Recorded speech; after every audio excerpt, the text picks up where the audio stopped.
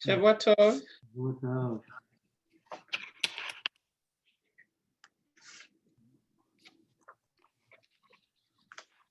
Made it.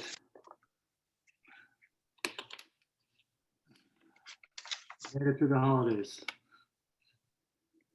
It's an accomplishment. How are you all? Baruch Hashem. Hanan, we miss you in the daily. Work is, Work is work. Work is work, yeah. Hello, everyone. Shavua Tov. Yeah. שבוע טוב. Shavua Tov. Tomorrow is Columbus Day, so I'll be able to join tomorrow. Where's Columbus? Awesome. Okay, it'll be quieter. Okay, let's get started. I have a sukkah waiting for me. I assume many others did too. Yeah, we got the stock down now, and now I gotta wait for the rest. Okay, a little break.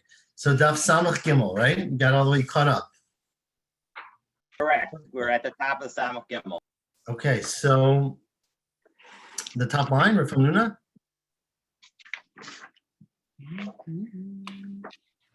Or Ravina.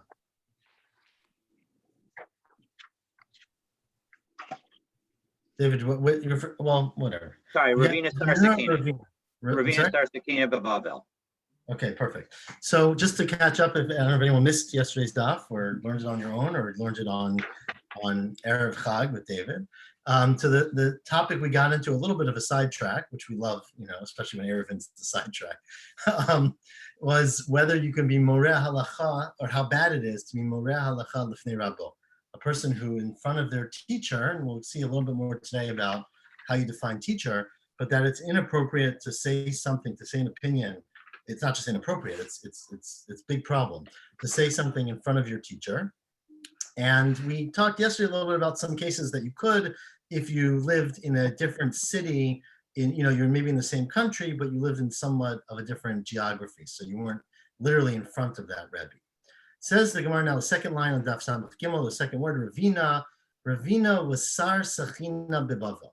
Remember we learned in Chulin a couple years ago that there's a tradition that, obviously the knife that you do shechita with has to be kosher. And there was a tradition, pretty strong tradition, that you would show the knife to a zaken, an elder in the city, to say that it looks okay before doing your shechita.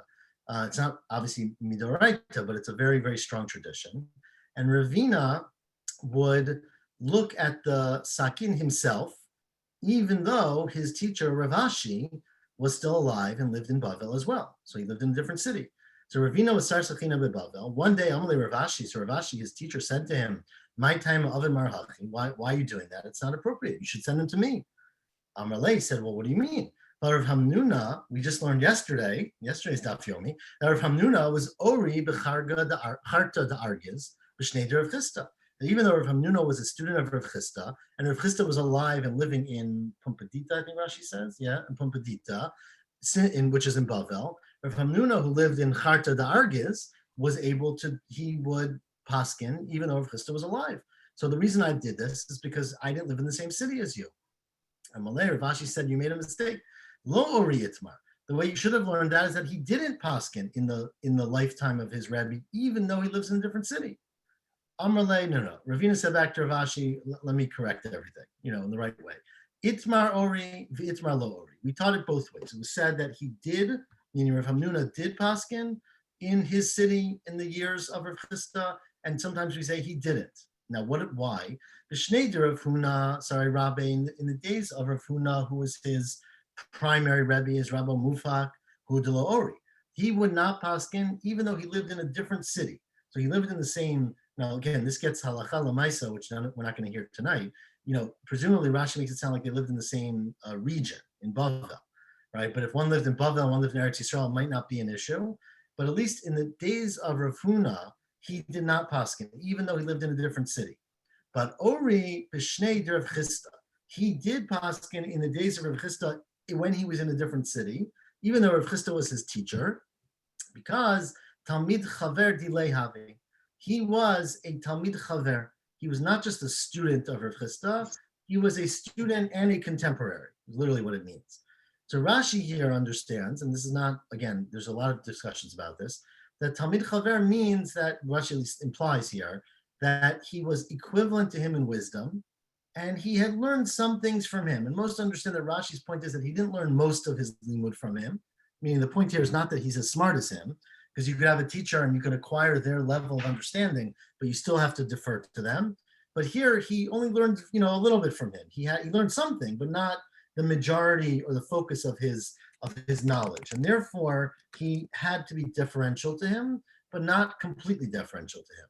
And therefore, if he's in a different city, he's allowed to paskin. And says Ravina to Ravashi, Ana nami Talmid Chaver demarana. I am your Talmid Chaver. And of course, it can get very tricky about who decides, who's a Talmid Chaver and who's not.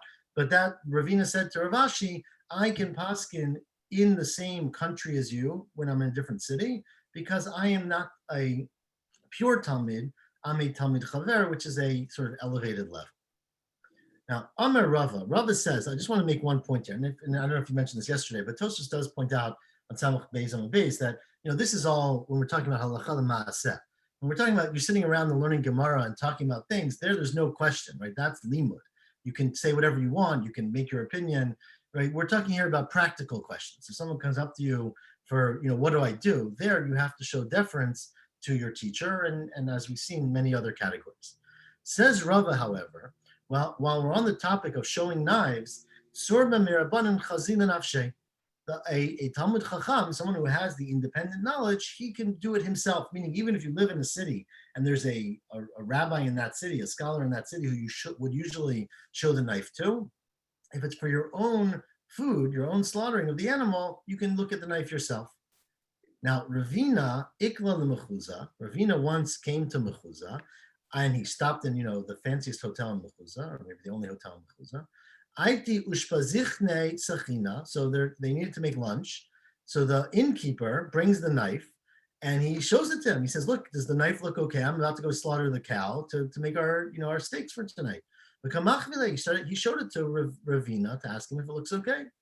Ravina said, "Wait a second, I'm a guest here. Zil amte la Rava. You got to go show your Rava lives in Mechuza. You got to go show it to Rava. I'm not able to look at the knife for you." Amalei. So the innkeeper, who was also obviously had gone to yeshiva, said, "Lo savar lamar hadam Rava." Rava told us that Somer Rabbanan Chazin Nafshe. What do I have to go to Rava for? Rava himself taught us that. I go to shul on Shabbos. I heard this from Rava that if you're a Talmid Chacham, which I presume Ravina is, and he is, you can look at it yourself. Later, Ravina said, "1 second, you don't really understand what that means, Chazin Nafshe. That means if you're doing it for your own slaughtering, your own shechting. But Anna Mizbin Zavina, I'm not doing this for myself. I'm a customer in your inn, right? You're going to charge me for this dinner. And so since you're going to charge me for the dinner, I'm not doing it for myself. I'm doing it for you because you're shechting the animal to make your steaks.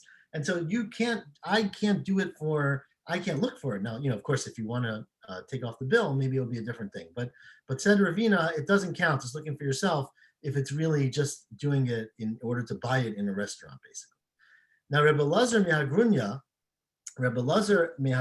and his friend Rav Acha bar Tachlifa, they were traveling, and Iklu Lebe Rav Acha bar Ravika. They showed up in the house of Rav Acha. The name Acha is going to be a lot here. It was a popular name in that generation.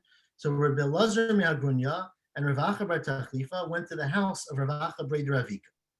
Now, it turns out that in that neighborhood, the Rav, the head rabbi, was Ba'atre de Rav Acha bar Yaakov. So they're all named Rav Acha, but you got to keep them straight. So they're at the house of Rav Acha bar Ravika, and it's the neighborhood of Rav Acha bar Yaakov. So now the Balabayit, by Rav Acha bar Ravika, the Mevele Igla Tilta. He wanted to shecht. He had these really honored guests, very special meal. He wanted to shecht and serve an Igla Tilta. Right? We always talk about Igla Tilta, which literally means a third cow or third egel, right? Third calf. So Rashi has two explanations, and it's fascinating. I love this Rashi. Rashi likes the explanation here, at least. Elsewhere, he likes the other one. But here he likes the explanation that an igla tilta is a calf that is a third grown. So it's immature. It's not, I guess, newborn, because then it's not a lot of meat, but it's not too old. It's not, I don't know what that means exactly, maybe 1 year or 2 years. I'm not sure what a third grown means exactly, but it's a young calf that still is, is I guess moist, and I guess I was trying not to say veal, but that's what James wants to say, And so it's very, the meat is very good. Rashi's other explanation, which he does say elsewhere, I think many places, is that it means a third born calf. I like this one even better. And Rashi here doesn't explain, but elsewhere he says, that the first kid and the second kid have challenges. They fight with each other, but it's the third one that really gets the attention and the love. And so being that third child is the way to go. So Rashi is troubled by that for a great reason. Rashi quotes a Gemara in Sanhedrin where they said that Rav Chanina or Rav Oshaya were sitting one Friday afternoon, and they would be osek and sefer Yetzirah. They were doing magic, Kabbalah, and they learned how the tricks of how to make things. Right, it's a good thing for Parshas Bereshis, right? They would make an igla tilta every Erev Shabbos. So that would be like they would create it with their magic tricks from Sefer Yetzirah. They were able to make this igla tilta. So Rashi, in a great way, takes the magic to be very literal. He says it'd be very bothersome. You could have a third-born cow that was created from magic. It wasn't born from anything. So how could it be a third-born calf if it was made magically? Which I guess I don't know. In my magical world, I could see how that would happen. What's the connection between the magic and the third? So that's Rashi's. No, so igla tilta always means a very choice piece of meat. That's what it always means. What's The question is, why is it choice? So Rashi's bothered that if they're making this through magic, how could it be igla tilta if it has to be the third born from the mother? They made it out of hocus pocus. There's no mother. So Rashi's bothered by the literal aspect of the magic, which. What's the connection to three, though? I mean. No, so it wouldn't be. So you would say that they made an egel that was as tasty as a 9-month-old egel. If that's what Yeah. Right. Either way, so so this was. Let's not get distracted from all the Ravachas. So Rav Acha wanted to bring this igla tilta. Aiti sachina. So he brought it before he shechted the veal. I'll say he brought out the knife, the kamach vilo, and he showed it to his distinguished guests, right, to Rebbe Elazar Me'agunya and Rav Acha bar Tachlifa to see if the knife looked okay. Amar the Rav Acha bar Tachlifa said, Rav Acha bar Tachlifa, I can't look at the knife. Aren't you worried about the Saba here? Is a term of endearment. Aren't you worried about the old the esteemed Rav of the neighborhood, which was Rav Acha bar Yaakov? Thank you.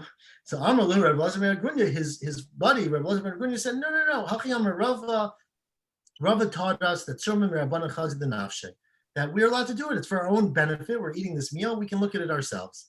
So chazi. So they in fact looked at the knife. They said it looks okay. They shechted the animal. Elazar Me'agunya got a punishment. I don't know we don't know exactly what happened. It doesn't say, but something happened to him, and he attributed it to the fact that he didn't show the knife to Rav Acha bar Yaakov. Asked him, why did he get punished?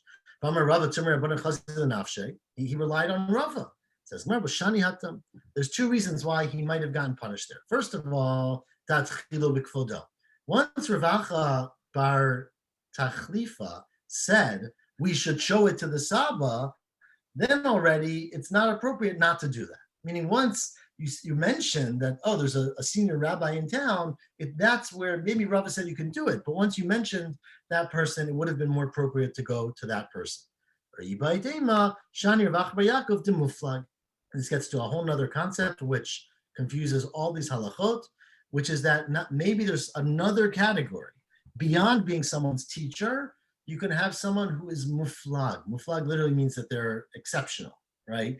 And that there's someone who can be a category that they're so unique that even them, you have to show them everything. You always have to be deferential.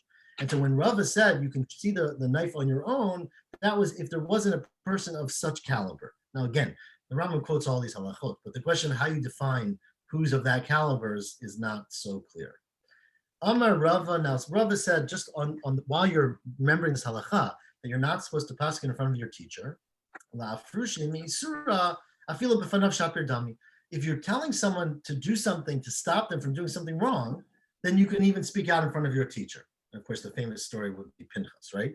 To Ravina, and there was a story once with Ravina, Haviyatav Kamed Ravashi, he was sitting in front of Ravashi, who was his Rebbe. Chazia Lugavra, he saw some person on Shabbos, he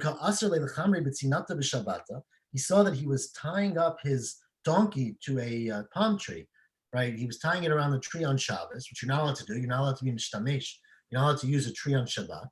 So he saw that this person was doing it, and Rama Bekala, so he called out, he screamed out, don't do that, it's usher, and the guy didn't listen to him. This person should be put in chayrim. He's not listening and he's being mechal Shabbat.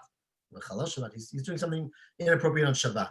So afterwards, he felt a little bit bad because he was sitting in front of Rav Ashi and he had, paskin in front of his Rebbe. So Amar Lei said to Rav Ashi, tell me, Rebbe, did I do something wrong? Did it look like I was, speaking up in front of you and doing something inappropriate or taking liberties maybe with the psak? Amar Lei, and Rav Ashi said back to him, no, ein chachma ve'ein tefuna ve'ein itzah neged Hashem. Right? You don't have any kind of these wisdoms, ideas when you're dealing with Hashem. Kol makom sheish bo chilul Hashem ein chokin kavod l'rav. If a person is an instance of chilul Hashem, which we mean in this case to be mechalel Shabbat, then you don't have to be deferential and you could speak out and you can paskin in front of me if it's impossible or unlikely that that I can see it or I don't notice it. Now, Rava says, Amar Rava, again, Rava quoted most of these halachot, if you recall. B'fanav asur. Now, if you're in front of your teacher and you say a psak, again, the psak could be right, but if you paskin, you're not allowed to do that. B'chayav mita, and you're chayav mita, you deserve to be killed. Of course, b'dei shamayim, there's nothing in the Torah that says this, right? But you deserve to die from shamayim. If you do it shelo b'fanav, if you do it, but you're not in front of your teacher, again, not so clear what that means. Are you in the same city? Are you, you know what I mean? Are you, but Rashi understands that it probably means, well, we'll get to it a little bit, that you're in the same area, not in a different city or not in a different country for sure. Then it's asur, but ein chayav mita. Then it's not chayav mita. So what is that really true? Shelo b'fanav lo, if you're not in front of the teacher and you paskin, you're not chayav mita. But Tanya, we have the following bright, right? That says, Rabbi Eliezer Omer, lo metu b'nei Aharon, B'nai Aaron, Nadav and Avihu died because of this sin. Remember, the Torah is not very clear exactly as to why Nadav and Avihu died, and we have many interpretations. But one braita of Rebbe Eliezer is that they died because they paskin the halacha in front of Moshe, who was their teacher. My Darosh, what did they say? What did they darshan? It says, or what did he darshan maybe? V'natnu b'nei Aaron hakohen shel mizbeach. It says that b'nei Aaron put fire on the mizbeach. Amru, they said to themselves, Nadav and Avihu, Afa pisha eish yoredet min hashamayim, even though fire comes down from Shamayim, mitzvah lahavi min hahedyot. There's a mitzvah to bring it from a hedyot based on the pasuk, and so therefore they went and brought fire. It turns out it was an H Zara. They were not supposed to bring the fire, but the reason they died, according to Rebbe Eliezer, one reason they died, is because they were moreh halacha l'fnei Rabbo. Now that's just the introduction. Continues the Braita. The Talmid Echad Hayilo Rebbe Eliezer. There was in fact a student that Rebbe Eliezer had. Shehoreh halacha b'fanav. One time, this student paskined in front of him. Now we don't yet know whether he was literally in front of him or not, and that's what we're going to get to. But his student inappropriately set up psak in his presence. And Amar Rebbe Eliezer, the Ima Shalom Ishto, Rebbe Eliezer got home that night, and everyone was talking about the story. And Rebbe Eliezer said to his wife, Ima Shalom, which is a nice name, right? Tamia ani im yotzi zeshnato. I would be amazed if this guy lives to the end of the year. I mean, he did something like that, and we just said, if you're moreh halacha, you deserve to die, like Nadav and Avihu. And it turned out, lo hotzi shnato. He didn't live throughout the year. He died during that year. Amra lo. So his wife said to him, Naviata, well, you seem to be a Navi. Amra lo, she said to him, no, you know me. Lo Navi anochi, lo ben Navi anochi. I'm not a Navi. Elakach mikublani. I learned from my teachers that kol hamoreh halacha b'fnei Rabbo chayiv mita. Okay, so far we have no proof from the story. It's an interesting story. But after the story, says Rabba Bar Chanan, Reb Yochanan, Oto Talmid was Yehuda ben Gorya Shmo. His name was Yehuda ben Gorya. The Haya Rachok Mimenu Shalosh Parsot. And he lived 3 parsot away from Rebbe Eliezer. So from this interpretation of the story, you see that even though he lived far away from Rebbe Eliezer, the fact that he was, I guess, in the same city, if you say Shalosh Parsot, or the same area, is enough for him to be Chayiv Mita. And you just said before that you're not Chayiv Mita if you're far away, even though you're not allowed to do it. Says Gemara, no, b'fanav. Sure, he lived 3 parsot away, which is like 12 mil. But he was standing in front of him when he said the psak. Says Gemara, well, why would you tell me where he lives? Harachok menu shalosh parsot kamar. Says Gemara, well, ilotamech. Who cares what his name is? Shmo Shem Aviv Lama. And the halacha is, the Talmud is more Rabbo is Chayiv Mita. Why do I care if his name is Shmuel or his name is David? Like, what does it matter? Ella, the reason you told us the details is Shalot Tumar Mashalaya, right? Many people reading this Braita will say, oh, they're just telling a parable. They're giving an example of, what could have happened. But we want you to know that this is in fact a historical occasion. It was a guy named Yehuda Ben Gurya, and he lived in, New Rochelle, and that, not that he was in New Rochelle when he said this, but he lived there because we want to give some, specifics to the story to make it more powerful. There seems to be some Now- tension between the line about the Chilul Hashem and these other stories. Like, is that just an exception? Or, I mean, what's to say, he was So poskening. Rava's halacha. Sorry? He was poskening, and he No, wasn't so in a place to do that. Right, so Rava's halacha, which is Rava is really, as I said, I've said most of these halachot, is that if it's la frushe me'isura, that if you need to stop a person from doing something wrong, then in chokin kavod Rav, right? And that's what you have to rely on, of course, with Pinchas, like I said, which is the famous example, right? But Nadav and Avihu, in this case, were the bad people. They were the ones who were poskening, even if they were right, which is a whole different question, but that being right or wrong has nothing to do with this prohibition, right? But even if they were right, they were doing it in front of their Rebbe. Continues the Gemara on that same theme before we get back to Eruvin.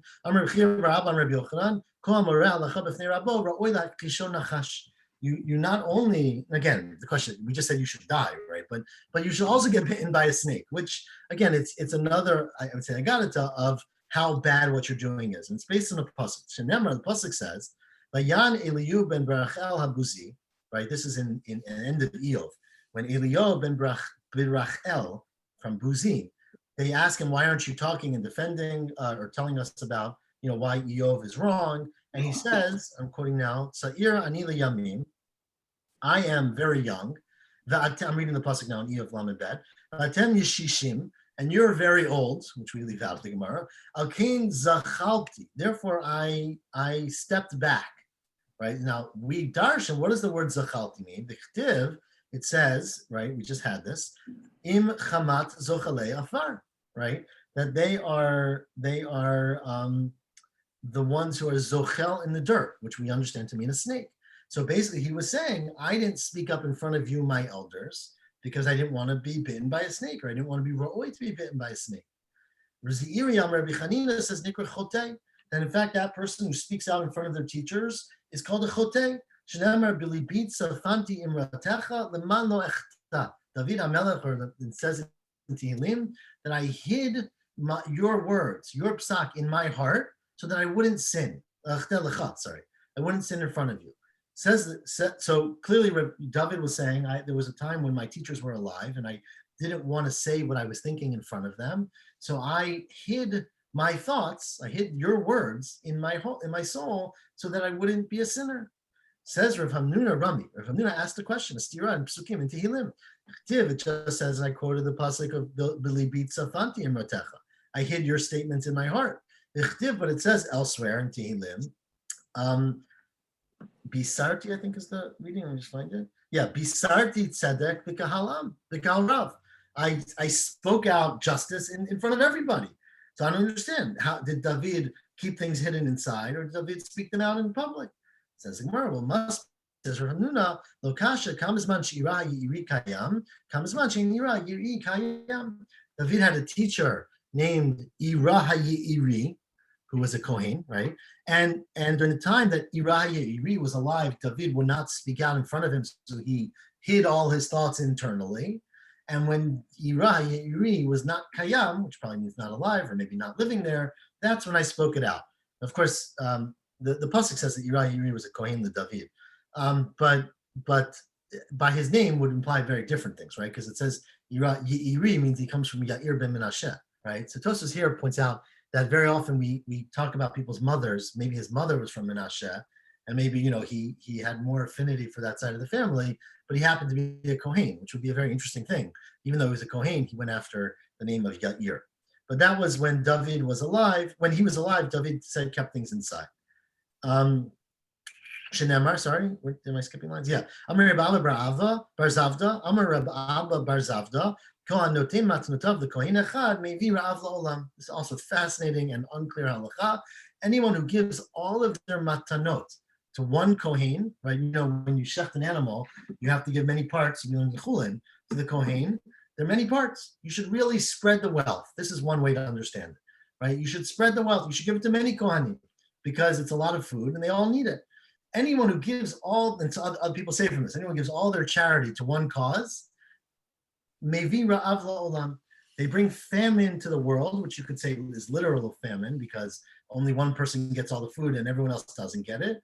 Or, you know, you're not supporting many things and maybe there's a reason to have diversity. Shenamar, what's that based on? It says in the pasuk at the end of Shmuel that Iri haya kohen to David, right? He was a kohen to David. It says, what does that mean? He was a kohen for David. The David who Davi kohen, the Kuyama lo, right? He was a kohen for David. He was a kohen for everyone. David didn't have personal kohanim. Of course, Rashi and Tosfos both point out that the pashtus of the pasuk is that he was a kohen to David, meaning he was a minister to David. That's exactly what it means. But the drasha is that he was literally a kohen. So how could he say he's a kohen to David? David would give him all of his gifts. He was David's preferred provider, we would say, right? David sent everything to Iri, which was wrong. How do we know? Because Div Batre, it says right after that, at the end of Shmuel, right? And this is really the next parak, if I'm correct. It's the next parak, or the next psukim actually. Vayihi Ra'av made David. There was a famine in the days of David. And so, therefore, you see from the Asmachta that because he was David's personal Kohen, and David sent him everything, but didn't support other Kohanim, it led to a famine. Now, of course, just to be very clear, that if you remember in Shmuel, Tosfos points this out, that David asked God, why is there a famine, if you recall? And God tells David why there's a famine. And I don't want to give it away, but the answer is not because you gave all your matanot kuna to Iri, right? It's because of the children of Shaul who were up and not being treated and were trying, whatever the whole story was. But the point is, so Tosfos, clearly that's not the reason for the famine. But Tosfos says that, but even so, the fact that the Torah put them together allows you to learn something from the asmachta, from the smichut. So it's not that we're trying to say that literally that's why there was a famine, but there's a lesson here about some connection between Iri and famines. I think that's a great point. Anyways, continues the Gemara. Rebbe Eliezer Omer, that if you give all your matanot, we're back to this. If back now to the Moreh Halacha B'fnei Rabbo. If you are Moreh Halacha B'fnei Rabbo, Moridin oto migdulato, you get taken down from your level of greatness. Shenemar, Yomer Elazar going on Tzava. If you recall, after they came back from Midian, Elazar going gave instructions to the people about what to throw away and what to destroy in front of Moshe, his teacher. Even though when Elazar said it to the people, he said in the name of Moshe, the fact that Elazar spoke out and said things when Moshe could have said it, he was punished. What was he punished? Because when Elazar was made the Kohen Gadol, Moshe said, "Ulifnei Elazar Kohen Yamod." You will, the Urim V'Tumim will stand and you'll question the Urim V'Tumim in front of Elazar. And we never find that Bnei Yisrael ever asked Elazar Kohen a question. If you recall, when they went and they asked the Urim V'Tumim, it was always Pinchas, right? The next generation.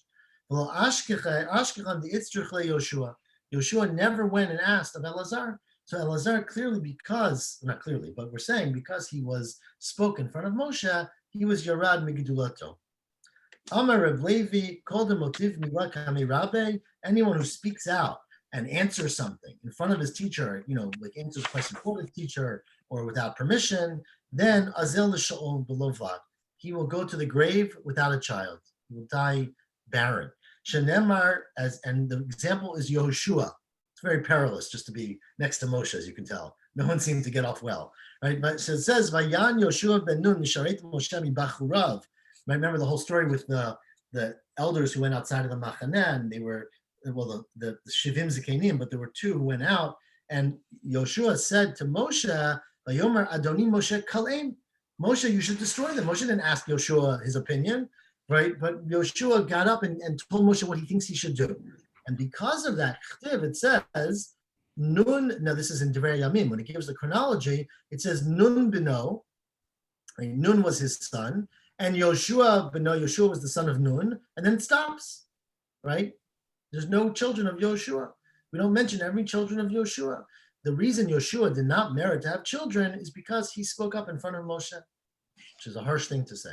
Upliga de Rab Abba Rab Papa. But this explanation argues with Rab Abba Rab Papa. Rab Abba Rab Papa, the reason Yoshua, now everyone agrees that Yoshua didn't have children. It says Rab Abba Rab Papa, the reason Yoshua didn't have children is because of a whole different reason. Lo ne'anash Yoshua el b'shvil shebitel Yisrael la'alecha mipir yav v'rivya.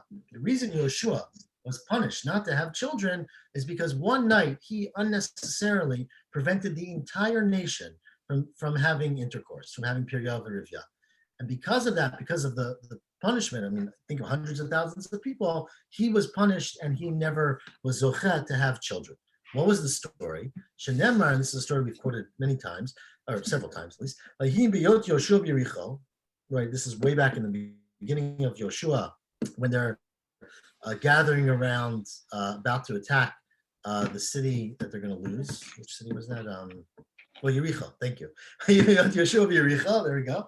Yeshua was waiting outside Yericho. It says the story, Vayisa Inav Vayar, right? I'll read the psukim because it's a little confusing. He looked up, if I have them. Yeah. He saw, Vine Ish Omed Lenegdo. There was a man standing in front of him. I'm reading now, not in the Gemara, but I'm reading from my side here. There was a man standing in front of him. The Charbosh Lufa Biyado. There was, can you hear me? It says my internet's not so good. Oh boy. Yeah. Uh-oh.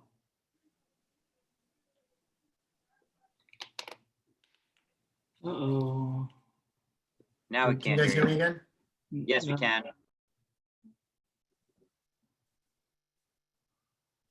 Can you hear me now? Yeah. Yes. Okay, sorry, I got lost for a little bit there. Okay, so we'll go back to the psukim. I'm sure I left you on the edge. So there was a man standing in front of Yoshua when he was standing in front of Yericho. I'm reading. The Charbosh Lufa Biyado, he had a sword in his hand. Vayilech Yoshua elav, and Yoshua went in. Vayomer lo, whatever, are you a friend or are you a foe? And Vayomer, and the person said to him. Now we're reading back in the Gemara. Vayomer lo, ani ki ani sar tzva Hashem. I am a messenger from God.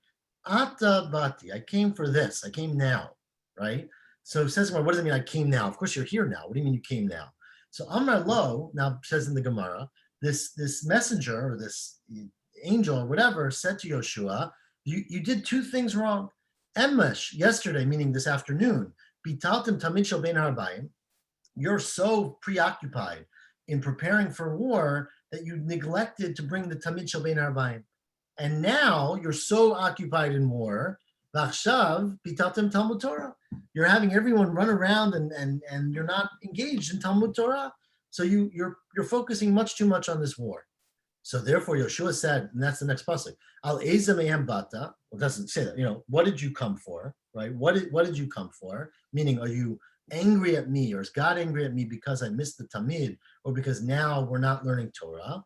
Amar lo. So he said, the angel said to Yoshua, Ata bati, I'm coming for now. The fact that now at night you're not learning Torah. So miyad, therefore Yoshua left. He stopped his planning and he went to learn. Okay.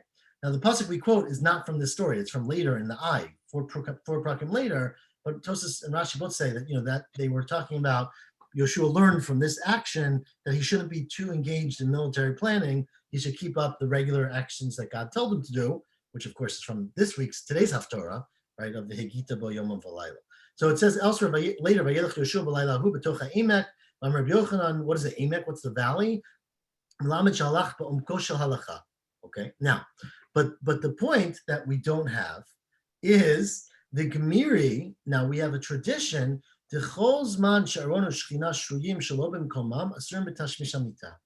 any time that the Aron and the Shekhinah are not in their place, when God cannot be, or the Shekhinah, maybe not God, when Shekhinah and the Aron cannot be in their home, people are not allowed to be in their own homes, right? That there's a level of intimacy that we view with the Shekhinah and the Aron and the Mishkan and a person in their own home, right? Which of course we call it a bayit and all the other traditions.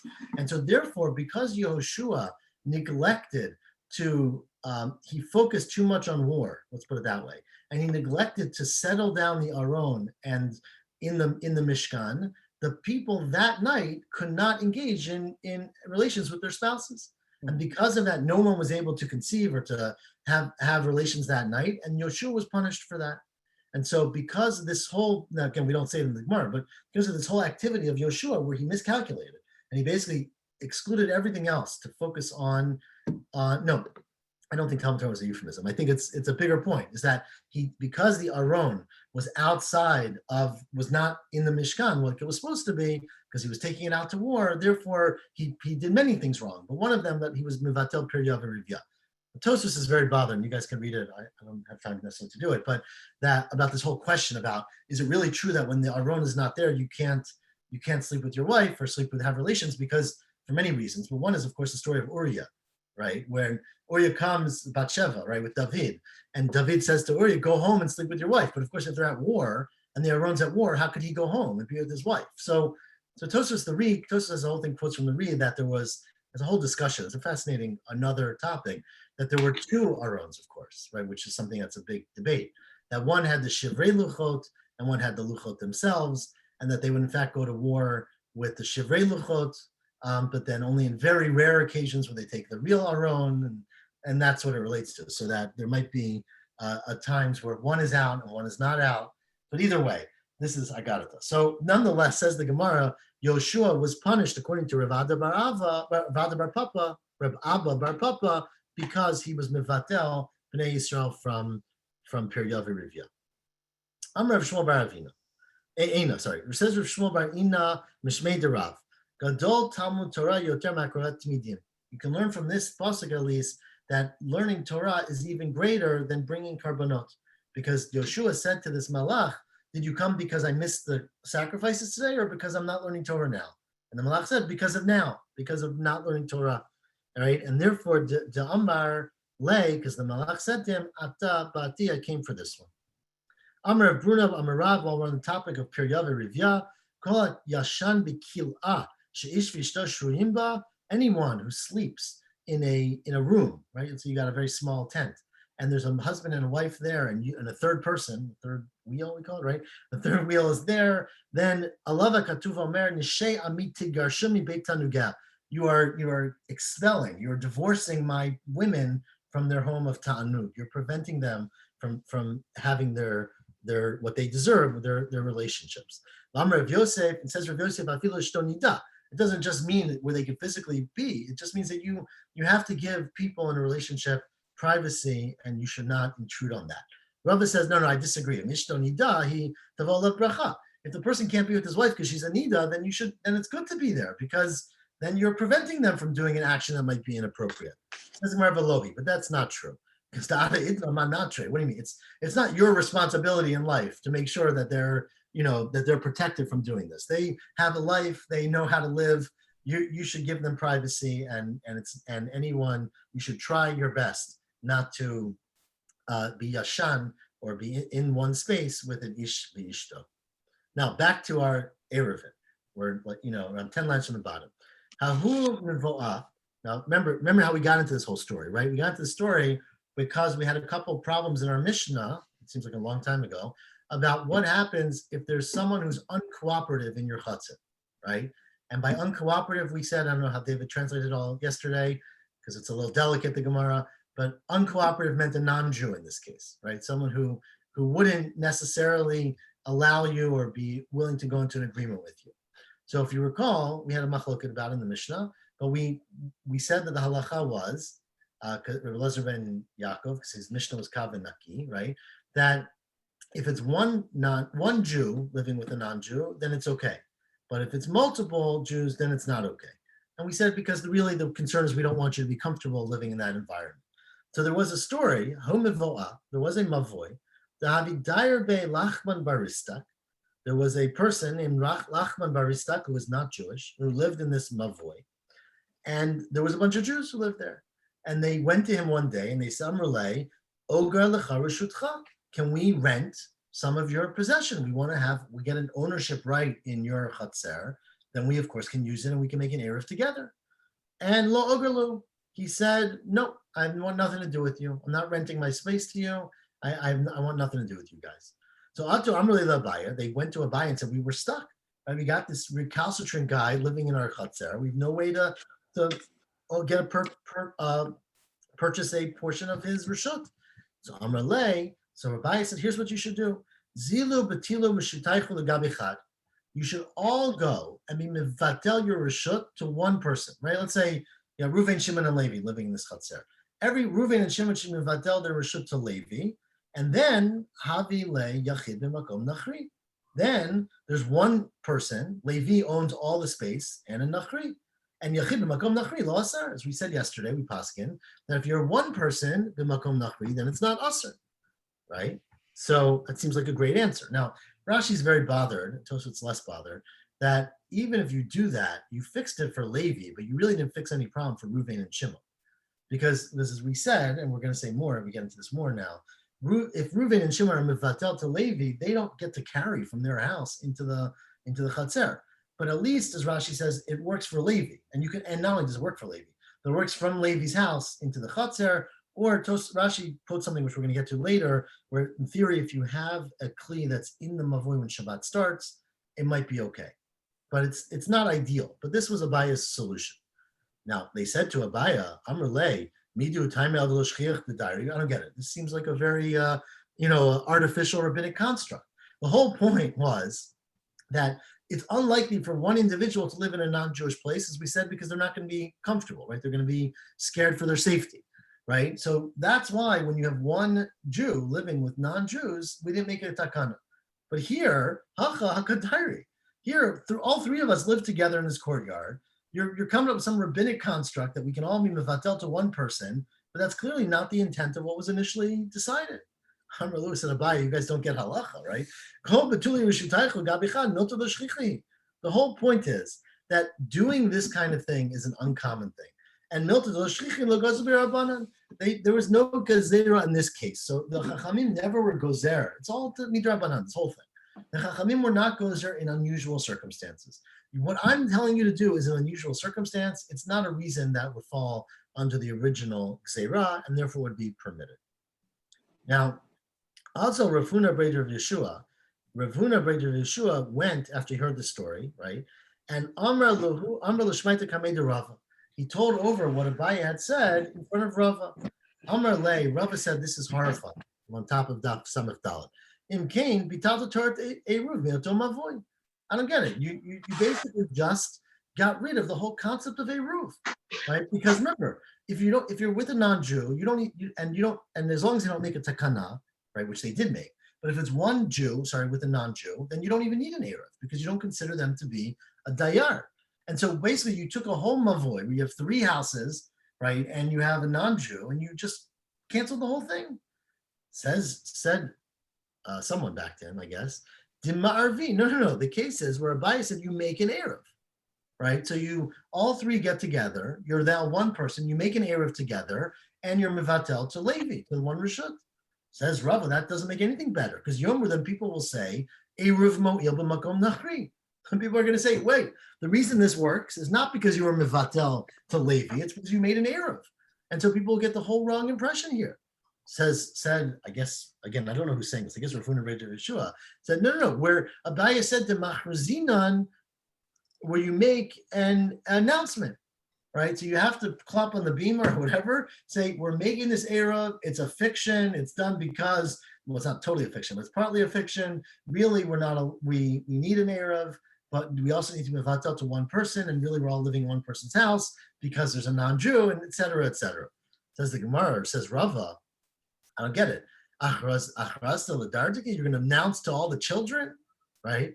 Rashi says that, all the people who are born next generation, you make an announcement. No one remembers the announcement. They only remember what you did. And so by engaging in this behavior, you're basically going to lead to big mistakes in people making Eruvin because they won't understand really what was happening, which is not so much that you made an Eruv. It's that you were being mevatel your reshut to one person and no longer needed an Eruv. Ela Amar Rava. Should we do this maybe? I'll do it. Okay. El Amar Rava, David, you can do it again tomorrow if you want to. Says Rava, what I would have done in that situation, what you should do is Lezo Chad Mina Likravle. You just gotta befriend the guy. You're going at this the whole wrong way, right? You gotta go become close to him, have Thanksgiving together. Rashi doesn't give that detail, but Rashi does say, Yishtadel manachri ache ohavo. Be friends with him, right? Get into good graces with him. And that's the only way to go. And if you can't do that, there's no solution, which it seems like Abaya was finding a solution even if you couldn't engage with the person. But Rava said, you got to engage. Go and become close to him. And then, once you're friends, you could ask him, I need some space. Is it okay if I leave my garbage can or my car in your courtyard? And then once you do that, you become like a person who rented or borrowed space from the person. This is a sachir is a whole year renter, and a lakit is if you're there for just the season, right? Just a harvest. But either way, you can get some space in his chatzer. Rav Yehuda Amar Shmuel, and Rav Yehuda Amar Shmuel said, "Afilu schiro, afilu likito, noten eruvo v'dayo." If you are someone who shares space with someone, with a non-Jew, and we'll get to this tomorrow, we'll discuss the exact details there, then as long as you own some of the space, you have a right to some of the space of the non-Jew, then you can basically make the Eruv on behalf of that non-Jew with what you own. So you give the Eruv for that person, and that's enough. Said Abaya to Rav Yosef, what if you had 5 people? Hayisham chamisha, schira v'chamisha likito ma'u, right? What if all 5 people in the chatzer were allowed to park their cars in the courtyard, in the common space? So then do you have to get an Eruv from all 5 of them? Because each one has a right to one portion of the non-Jew space. Amlei, no, they only said lahakel. They said it as a kula, that if you don't have permission from the non-Jew to make an Eruv, but you have permission to put your thing, then that's enough and you can get an Eruv for that on that basis. But they didn't say it, yomru, meaning question mark, they wouldn't say it to be machmir. And so you don't need to get an Eruv from all 5 people who, on behalf of the portion they have with the non-Jew. But says Rava, the best thing to do in this situation is you have to befriend the guy, get him or her to let you use some of their space. And once you do that, as we're going to see tomorrow, that's a way out in order to use an Eruv on behalf, basically, of the non-Jew's space. But if you can't become friends, according to Rava, you have no solutions. So, Shukach, all, we'll leave there. David, you'll take over, right? Perfect. Thank Look you. forward to seeing some of you tomorrow, I hope. Be well. Okay, take care. Shavua tov. Shua tov.